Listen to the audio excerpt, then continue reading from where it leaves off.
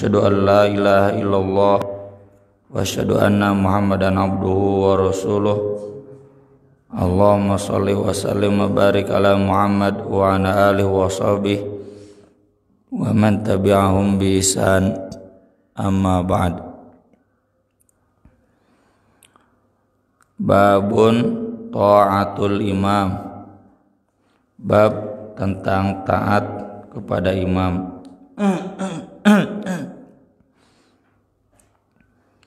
Taat kepada pemimpin. Hadisnya yang pertama dari Abu Hurairah radhiyallahu anin Nabi sallallahu alaihi wasallam, man ata'ani faqad ata'a Allah.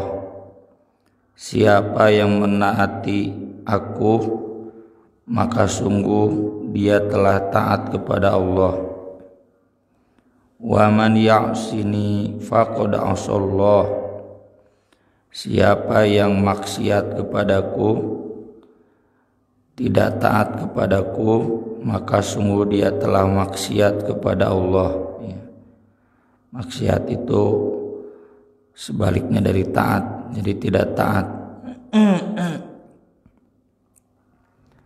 Wa man yuti'il amir, dan siapa yang taat kepada amir, pemimpin, faqad ata'ani, maka sungguh dia telah taat kepadaku. Wa man ya'sil amir faqad asani, siapa yang maksiat kepada amir, pemimpin, maka sungguh dia telah maksiat kepadaku.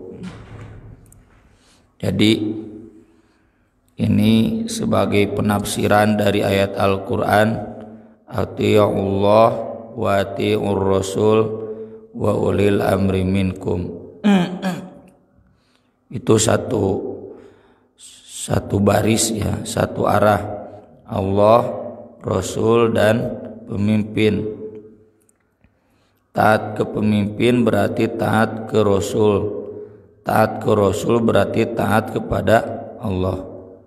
Sama, maksiat kepada pemimpin berarti maksiat kepada Rasul. Maksiat kepada Rasul berarti maksiat kepada Allah. Pemimpin yang dimaksud di sini bukan hanya Al-Imamul A'zam, bukan hanya khalifah atau presiden. Al-Amir itu pemimpin yang diangkat oleh Rasul. Kalau sekarang mungkin gubernur yang diangkat oleh presiden, wali kota diangkat oleh gubernur, sampai RT yang diangkat oleh RW. Jadi kalau kita taat kepada RT, itu taat kepada Rasul. Taat kepada Rasul berarti taat kepada Allah. Dalam hal ini ya, maka kita harus adil. Jangan terlalu ekstrim kanan, jangan terlalu ekstrim kiri, sebagaimana nanti kita akan lihat di hadis-hadisnya.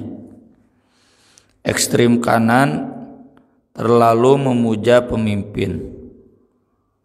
Dalil-dalilnya dalil-dalil yang ini, bahwa taat kepada pemimpin itu adalah sama dengan taat kepada Allah.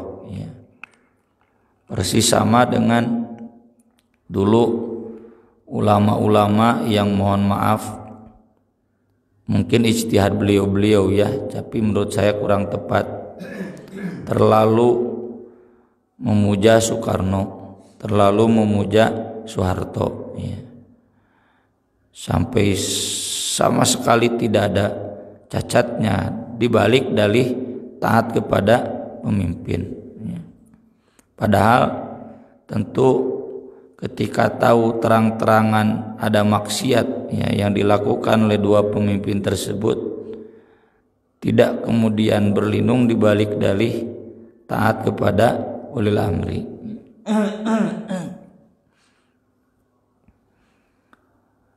Yang kedua ekstrem kiri pokona kabeh nu datang ti pamarentah goreng patut. Ini akhlak yang sangat tidak beradab ya, alias biadab. Sebenci-bencinya kita kepada presiden, kepada gubernur, sampai kepada RT ya, tetap tidak kemudian menempatkan mereka-mereka itu sebagai penjahat, sehingga segala sesuatu yang datang dari mereka itu semuanya jelek ya. Kebijakan seputar COVID misalkan, mengeluarkan kebijakan ieu salah, mengeluarkan kebijakan itu salah, ku cicing naoge salah, KBW salah. Padahal kalau kita dalam posisi itu sok pikirkeun ku urang, mun urang nu jadi pamimpin cing dek kumaha, dek ngajadauk ya, membiarkan virus itu ganas atau mengeluarkan kebijakan, dan kebijakan itu tentu dasarnya ijtihad. Ijtihad itu hasil penelitian ya. Naon syarat penelitian? Melibatkan ahli. Sok cek ari pamarintah mungkin mengeluarkan kebijakan tanpa ada penelitian ahli ya. 90% pakai penelitian ahli, yang 10% kadang pakai kong kalingkong ya. Daya nama tuh pengawasnya geus loba ya, pengawasnya ada DPR mungkin lolong ya kalau memang ada hal-hal yang tidak jelas. Ada ombudsman, ada KPK ya. Ieu mah KPK teu nyora, ombudsman teu nyora, ID teu nyora lamun dina bidang kedokteran. ID itu kan independen ya. DPR teu nyora, urang nyora di WhatsApp asapang pinterna ya. Teu ngukur kakujur ilmu teh sakumaha ya, asapang pinterna we gitu. Itu terlalu ekstrem kiri. Pokoknya yang datang dari Jokowi goreng patut teh gitu. Pokoknya yang datang dari pemerintah tidak benar ya. Selalu main komentar ya. Itu hemat saya termasuk maksiat ya. Karena segala sesuatu yang datang dari ulil amri kemudian diingkari, bahkan sumpah serapah jauhkeunan kanu taat ya. Hal-hal yang semacam itu berarti sudah maksiat kepada Rasul, sudah maksiat kepada Allah. Jadi si negara tengah we, kalau itu dalam wilayah-wilayah yang memang baik menurut ilmu, pakainya ilmu tuh hawa nafsu ya. Hawa nafsu mah menilainya tara make ilmu, harusnya pakai ilmu. Dan yang namanya pakai ilmu itu ngukur heula kakujur, ari urang boga ilmu nanti.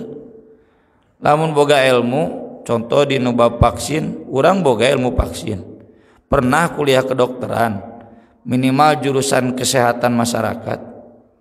Lamun hanteu geus kulo khairon au ditasmut cempe. Tidak ngomong lagi ngomong moal balik. Jadi ngariweuhkeun. Dan itu bukan dalam kasus vaksin saja, dalam semua hal ya, termasuk kebijakan ketua DKM, kebijakan ketua PC, ketua PD ya. Repeh we ya. Daripada kemudian kita ada hal-hal yang tidak baik ya, maksiat. Kemudian yang selanjutnya bab as-sam'u wa ta'ah liman amila bi kitabillah azza wa jalla. Kewajiban taat itu diikat dengan standar pemimpin yang mengamalkan kitab Allah. Hadisnya dari Yahya bin Husain dari neneknya Ummul Husain. Kata Yahya, aku mendengar nenekku berkata, hajjatu ma Rasulillah sallallahu alaihi wasallam hajjatal wada'. Aku pernah haji bersama Rasulullah sallallahu alaihi wasallam haji wada. Jadi panggih jeung Nabi nate pas haji wada we, bukan orang Madinah. Qala Rasulullah sallallahu alaihi wasallam qaulan katsiran. Rasul sallallahu alaihi wasallam berkhutbah panjang lebar. Banyak tema yang beliau bahas. Tsumma sami'tuhu yaqul, kemudian aku mendengarnya berkata, in ummira alaikum abdun mujadda'un, jika diangkat jadi amir untuk kalian. Nah, ini yang tadi saya jelaskan. Jadi amir itu bukan pemimpin tertinggi saja, termasuk pemimpin yang diangkat. Pemimpin yang diangkat ini termasuk staf bendahara, pemimpin dalam bidang kebendaharaan, diangkat ku ketua gitu. Bahkan termasuk marbot masjid, itu pemimpin dalam bidang kebersihan, diangkat oleh ketua, umiro. Jika yang diangkat jadi pemimpin alaikum untuk kalian abdun mujadda'un, seorang hamba saya yang hidungnya pesek, aswadu, hitam, yaqudukum bi kitabillah, yang memimpin kalian dengan kitab Allah, fasma'u lahu wati'u, maka dengarlah dia dan taatlah. Tentu di sini bukan maksud Nabi SAW merendahkan, menganggap rendah, menganggap kelas 2 kepada hamba sahaya, kepada yang hidungnya pesek, dan kepada yang berkulit hitam, bukan. Tapi ini mah memang sudah jadi kelumrahan sampai hari ini juga demikian, bahwa masyarakat pada umumnya menganggap rendah. Jadi fikihnya, meskipun itu yang dianggap rendah oleh kalian, tapi dalam perspektif Allah tidak rendah gitu, maka harus tetap dihormati. Yang namanya hamba sahaya dalam perspektif manusia rendah. Komo nyepun dan nu irungna pesek, anu kulitna hideung, itu dalam pandangan manusia rendah, tapi dalam pandangan Nabi tidak rendah, selama orang itu mengamalkan kitab Allah. Nah, saya kemarin ditanya dalam kajian hari Selasa, kan Ustadz, cenah faktanya pemerintah kita tidak mengamalkan kitab Allah. Saya jawab, iya, tapi kita jangan main tumpas kelor, tong main generalisir, tong main pukul rata.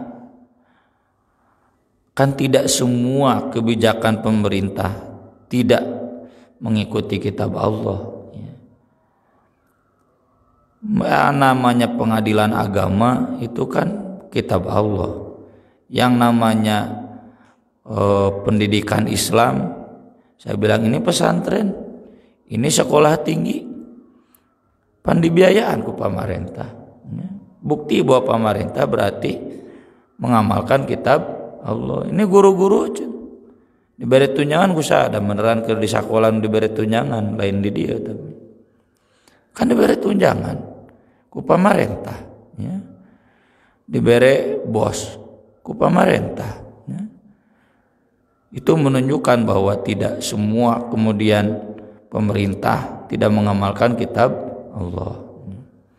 Jadi jangan kemudian digeneralisir dalam hal apa tidak menegakkan kitab Allah itu. Karena membubarkan FPI,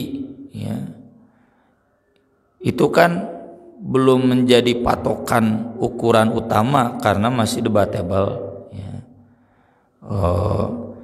Pihak mayoritas justru mendesak, meski saya pribadi nggak setuju.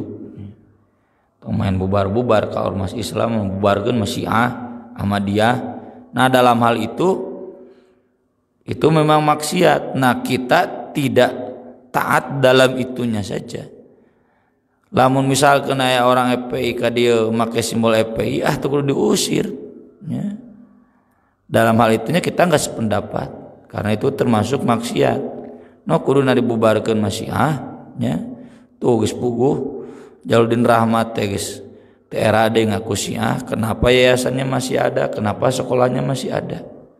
Masuk ke sekolahnya tokoh-tokoh yang ditampilkan tokoh-tokoh Syiah, ya sudah terang-terangan eta nu kudu dibubarkeun mah. Kalau ada orang HTI pakai simbol HTI tidak kemudian kita tangkap tewa kapolisikeun, enggak ya. Dalam hal itunya kita enggak sependapat. Tapi dalam hal-hal lainnya yang memang itu tidak bertentangan dengan kitab Allah ya, maka kita harus mengikutinya dan mengakui pemimpin yang paling rendah sekalipun, yang dianggap rendah oleh manusia sekalipun, itu tetap harus ditaati. Kalau misalkan ke Jokowi ngalegalkeun undang-undang perdagangan yang membatalkan undang-undang miras atau embung menetapkan undang-undang miras, nah palabarinya mah orang moal taat. Tidak kemudian gara-gara undang-undang miras tidak disahkan tuluy anu mabok urang diantep, bawa we ka kantor eure cabok ngarah insaf teu nanaon kitu nya, asal tidak mencederai. Mun manehna ngarusak siksa heula teu nanaon karena sebagai kisos tong dilaporkeun ka polisi, lapor ka polisi bisi urang ditewakna. Karena dianggapnya mabok itu sebagai hak ya. Itu kan usulan orang Bali, usulan orang Manado, ada orang Papua mah henteu alusna teh ya. Orang Papua gubernurnya justru melarang karena memang sumber penyakit. Nah gitu yang begitu-begitu nggak usah ya kita kemudian mengikuti terlalu prosedural. Oh ini nggak boleh, harus ditangkapnya oleh polisi, anu mabok anu main mah bubarkeun we. Nggak usah nunggu undang-undang, undang-undang maksiat. Maka dari itu dalam hadis berikutnya di sini Nabi SAW menekankan yang tadi saya jelaskan, yang tidak boleh ditaatinya itu kasuistik dalam kasus-kasus maksiat. Ketika ada kasus maksiat itu jangan ditaati, tapi tidak kemudian meruntuhkan wewenang pemimpin itu secara keseluruhan ya. Contoh jangan dipukul rata, kan pemerintah hari ini tidak menegakkan Quran dan Sunnah, itu main pukul rata nggak boleh. Memang tadi saya sebutkan ya, pemerintah maksiat dalam hal yang tadi kita sebutkan, tapi tidak kemudian hancur wewenang pemerintahnya sehingga tidak boleh taati sama sekali ya. Dalilnya dari Ali radhiyallahu anna Rasulullah sallallahu alaihi wasallam ba'atha jaisan. Rasulullah sallallahu alaihi wasallam mengutus satu pasukan. Wa ammaru alaihim rajulan, dan mengangkat seseorang sebagai pemimpinnya, komandannya. Nah, ini berarti menunjukkan pemimpin yang tadi saya sebutkan ya, yang levelnya rendah. Komandan kan komandan perang memberen mundur urang naon letnan, sersan ya. Enggak mungkin jenderalnya. Kalau jenderal mah pasti ujung presidennya, perang yang besarnya. Fa'auqada naron, dalam riwayat lain disebutkan jadi pemimpinnya itu sedang kesal sama bawahan, si komandan ini sedang kesal sama bawahan. Kemudian dia menyalakan api unggun. Waqala, lalu kata pemimpin itu, udkhuluha, masuk kalian ke sana, membakar diri ya. Dalam riwayat lain yang saya tuliskan juga di buku saya, bukankah aku pemimpin kalian dan kalian diperintah untuk taat kepadaku? Kata pasukannya, iya. Kalau begitu sekarang kalian masuk ke api ini semua, membakar diri. Farada nasun an yadkhuluha, sebagian mau taat saja membakar diri. Wa qala al-akhirun innama fararna minha. Kita ini kan masuk Islam itu menghindari api, menghindari neraka. Kok sekarang mau masuk ke api? Fadzukira dzalika li Rasulillah sallallahu alaihi wasallam. Dalam riwayat lain, ketika mereka masih berdiskusi begitu, tiba-tiba pemimpinnya reda emosinya, lalu menyuruh apinya dipadamkan. Tidak jadi. Lalu dilaporkan hal itu kepada Rasulullah sallallahu alaihi wasallam. Faqala lil ladzina aradu an yadkhuluha. Lalu Nabi bersabda kepada orang-orang yang semula berniat masuk ke api itu, lau dakhaltumuha lam tazalu fiha ila yaumil qiyamah. Seandainya kalian jadi membakar diri, kalian akan terus seperti itu sampai hari kiamat, ya. Maksudnya mati, atau yang kedua tersiksa, dikubur lagi disiksa karena bunuh diri, ya, sampai hari kiamat. Wa qala lil akhirin, dan berkata kepada yang lainnya, qaulan hasanan, perkataan yang baik. Kalian bagus, tidak taat ketika pemimpin menyuruh masuk ke api. Lalu kata Nabi, la ta'ata fi maksiatillah, tidak ada ketaatan dalam maksiat kepada Allah. Innamat ta'atu fil ma'ruf, taat itu dalam kebaikan. Nah, ini yang tadi saya sebutkan kasuistik, ya. Jadi ketaatan ke pemimpin itu lihat kasusnya, lihat instruksinya, lihat kebijakannya. Apakah kebijakannya ma'ruf atau maksiat? Pilih-pilih. Tidak kemudian ketika ada kebijakan maksiat, lantas kebijakan-kebijakan lainnya yang ma'ruf kemudian otomatis gugur. Tidak demikian, ya.